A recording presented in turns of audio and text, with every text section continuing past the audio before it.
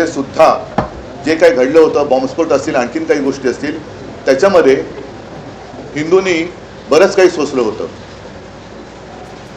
आणि त्या सगळ्याचं मी असं म्हणेन भांडवल करून भारतीय जनता पक्ष जो हे आंदोलन सुरू होण्याच्या आधी संपूर्ण देशामध्ये त्यांचे फक्त 2च खासदार होते आणि गांधीवादी समाजवाद हा त्यांनी अंगीकारलेला एक कार्यक्रम होता.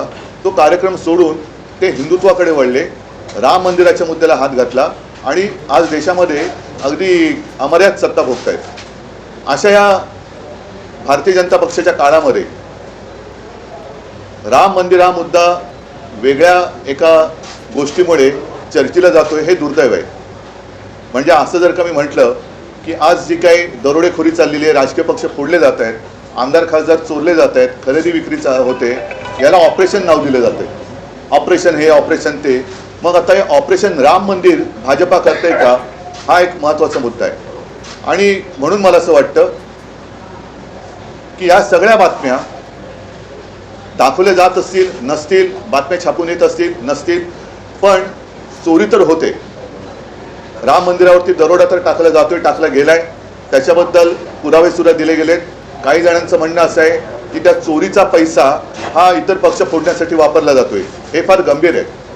आणि जसं एकदा अटल बिहारी वाजपेयी म्हणाले होते, जेव्हा मी सांगितलं ना 90चा काळ होता की अब हिंदू मार नहीं खाएगा, तसं आज मी म्हणतोय की अब हिंदू माफ नहीं करेगा.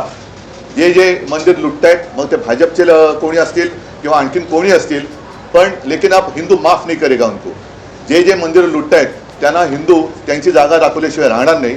आणि त्याची सुरुवात आम्ही येत्या रविवारपासून करतो. येत्या रविवारी 5 तारखेला संध्याकाळी 4च्या सुमारास दादर इथे पुणे एकेकाळी जो एक कबूतरखाना होता, तिथे एक मारुतीचं मंदिर आहे. त्या मंदिराच्या समोर तमाम हिंदूंना, ज्यांना ज्यांना असं वाटतंय की भाजपच्या कालखंडामध्ये हिंदुत्व धोक्यात आले म्हणून ज्यांनी मोर्चे काढले होते, त्यांना सुद्धा मी आमंत्रित करतोय.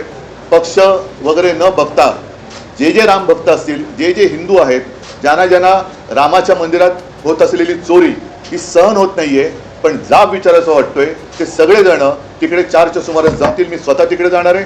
माझ्यासोबत शिवसेनेचे नेते असतील, लोकप्रतिनिधी असतील, आणि मी तर म्हणेन केवळ शिवसैनिकच नाही तर तमाम रामभक्त असतील. ज्यांनी हिंदुत्व सोडलेलं नाही, ज्यांनी बाळासाहेबांचे विचार सोडलेले नाहीत, ते सुद्धा हिंदू असतील तर ह्याच्यामध्ये येऊ शकतील. त्यांनी यावं आणि तिथे मग आम्ही रामरक्षा आंदोलन करतो. त्याच्यात साहजिकच आहे की रामरक्षा एक, जसं पूर्वी आम्ही महाआरती करत होतो हिंदूंना जाग करण्यासाठी, आता हिंदू जागे झालेत. आता हिंदू त्यांना जाब विचारतील. तो जाब विचारण्यासाठी आम्ही तिथे रामरक्षा म्हणू, हनुमान स्तोत्र म्हणू आणि हनुमान चालीसा सुद्धा म्हणू. हे जाहीररित्या हा कार्यक्रम सुरू होईल.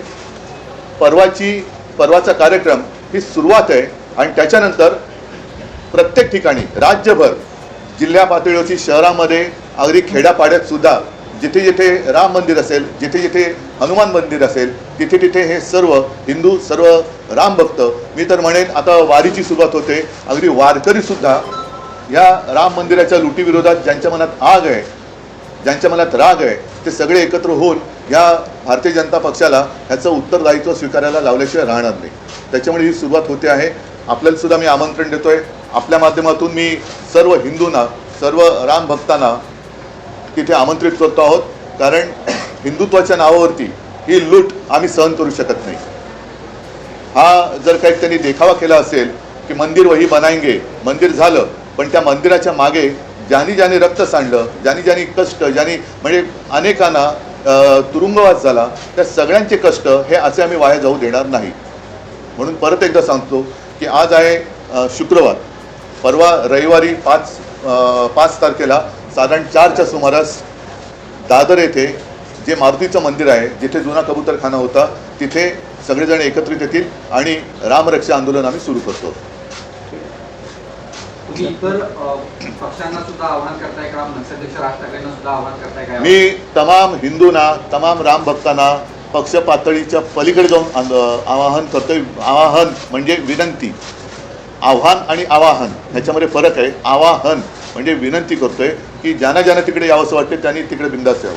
उद्धवजी, राम जन्मभूमी हा देशवासियांच्या आस्थेचा विषय आहे. राम जन्मभूमीचं आंदोलन हे देशव्यापी होतं. आता हे तुम्ही रामरक्षा जे आंदोलन सुरू करत आहात ते मुंबई महाराष्ट्रापुरतं मर्यादित असणार आहे की पुढच्या काळात हे देशव्यापी असेल आणि तुम्ही स्वतः अयोध्येत जाणार आहात का? मी अमित शहाबरोबर नक्की अयोध्येला जाणार आहे. पुढे काय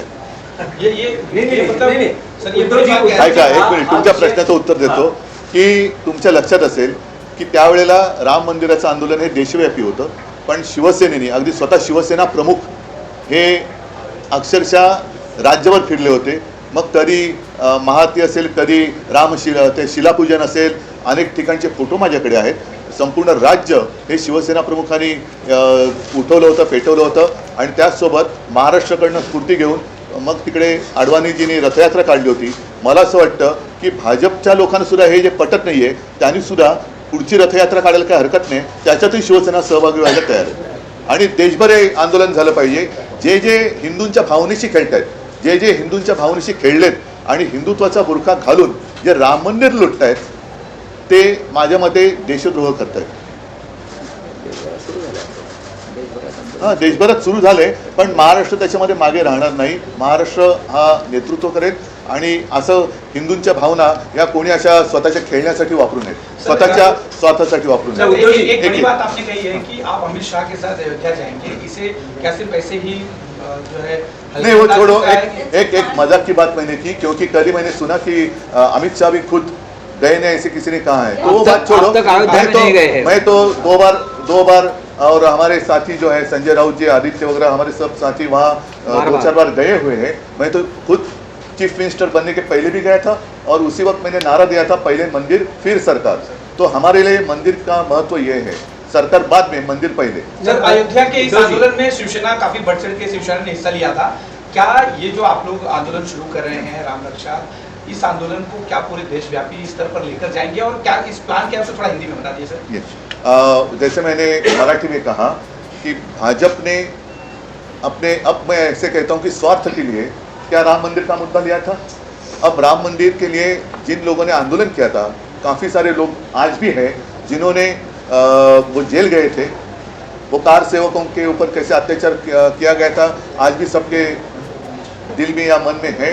और अब उसका फ़ायदा भाजपा उठा रही है. सत्ता तो आ गई, मंदिर तो बन गया, मंदिर भी कोर्ट के आदेश के अनुसार बन गया. तो अब जो भी मंदिर लूट रहे हैं उनको हिंदू माफ़ नहीं करेगा. और मैं तो कहता हूँ कि मुंबई में रहने वाले, महाराष्ट्र में रहने वाले, पूरे देश में रहने वाले जो भी हिंदू हैं वो सारे इस आंदोलन में आए.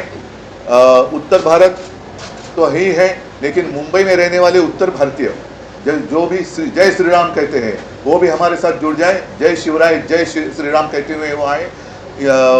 5 तारीख को मैं सबको आमंत्रित कर रहा हूँ. जो भी राम भक्त हैं और जितने सारे हिंदू जिनको ये सारी बातें पसंद नहीं है, गुस्सा है दिल में, वो हमारे साथ आए.